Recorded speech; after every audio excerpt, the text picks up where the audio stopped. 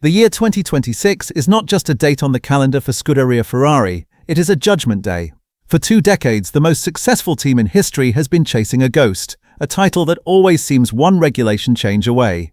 But this time the stakes are different. They haven't just built a new car, they have brought in the greatest driver of his generation to lead them into a new era. Yet, as the factory doors at Maranello swing open for the January 23rd launch, a strange strategy is emerging. Ferrari is not showing its hand early out of confidence, but out of a calculated, almost paranoid necessity. They are calling it Spec A, a car that is a ghost of what will actually race in Melbourne.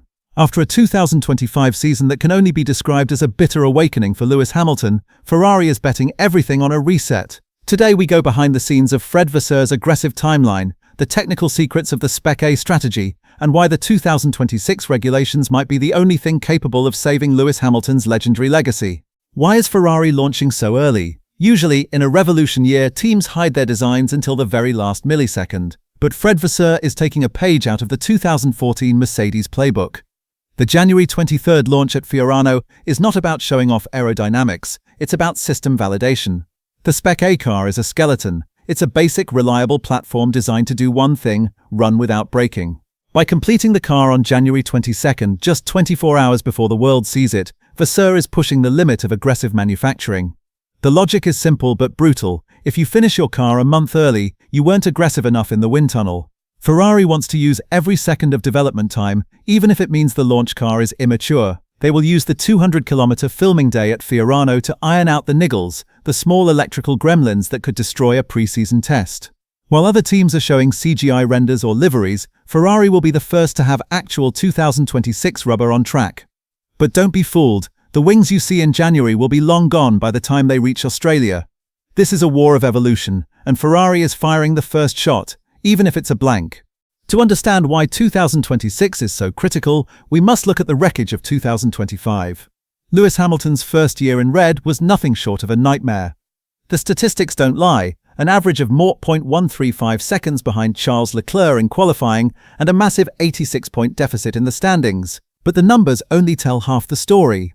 The truth is, Hamilton felt like a stranger in his own car. He struggled with the esoteric nature of the Ferrari ground effect chassis. He complained about the Brembo brake feel, unable to find the bite he needed for his trademark late braking style. He was unaccustomed to the aggressive engine braking mapping Ferrari uses to rotate the car. By the time we reached Abu Dhabi, the 7-time champion was speaking of unbearable rage. Fred Vasseur admits they underestimated the cultural and technical shock of Hamilton moving from the Mercedes world he inhabited for his entire career. He wasn't just a driver struggling with a car, he was an icon struggling with his identity. 2025 proved that greatness isn't a plug-and-play feature. It needs a car that speaks the driver's language, and in 2025, Ferrari and Hamilton were speaking 2 different dialects. But 2026 offers a lifeline. The technical revolution is not just about sustainability, it changes the physics of the drive. The ground effect monsters of 2022-2025 required a very specific, stable platform that never suited Hamilton's fast rotation style. The 2026 cars are smaller, narrower, and lighter. Most importantly, they feature active aerodynamics. This shifts the balance from pure underfloor suction back to a more dynamic, wing-driven grip. For a driver who thrives on feeling the limit of the tires under heavy braking, this could be the reset Lewis needs. However, the complexity is terrifying. With boost modes, manual override systems, and active aero flapping multiple times a lap, the 2026 car is a high-speed chess game. Vasseur is focusing on a quick learning curve. Ferrari stopped developing their 2025 car back in April to master these simulations. They know that in the early races of 2026, it won't be the fastest car that wins, it will be the team that understands the energy management best. For Hamilton, this is his final chance to prove that at 41 his brain can still process the data faster than the 20-year-olds on the grid. Even if Ferrari finds a genius solution, they are handcuffed by the cost cap. In previous eras, Ferrari would simply throw money at a problem until it disappeared. Not anymore.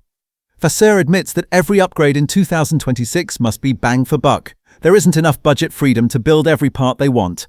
This explains the Spec A strategy perfectly. By starting with a basic, reliable car, they save their development budget for the high-impact upgrades that will come once they see what Red Bull and Audi have discovered.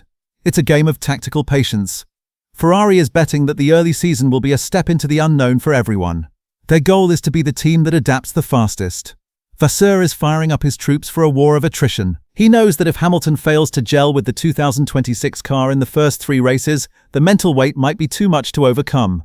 This is why the January launch is so aggressive. They aren't just testing a car, they are testing a partnership that cannot afford another year of failure. Ultimately, Ferrari's 2026 plan is a reflection of Fred Vasseur's leadership, aggressive, pragmatic, and utterly focused on the long game. The Spec A car might look basic on January 23rd, but it carries the weight of a legendary team and a struggling champion. Lewis Hamilton has spent a lifetime being the best, but in 2025, he looked human. 2026 is his chance to become a god again in the eyes of the tifosi. If Ferrari delivers a car that suits him, and if Hamilton can reset his emotional state, we could see the greatest comeback in sports history. But if the Spec A leads to another year of midfield struggle, it will be a bitter end to the most famous career in racing. The countdown to Fiorano has begun. What do you think? Is Ferrari's Spec A strategy a genius move to save their budget, or is Hamilton simply past his prime? Let us know in the comments below. This is Formula One Perspective, and we are just getting started.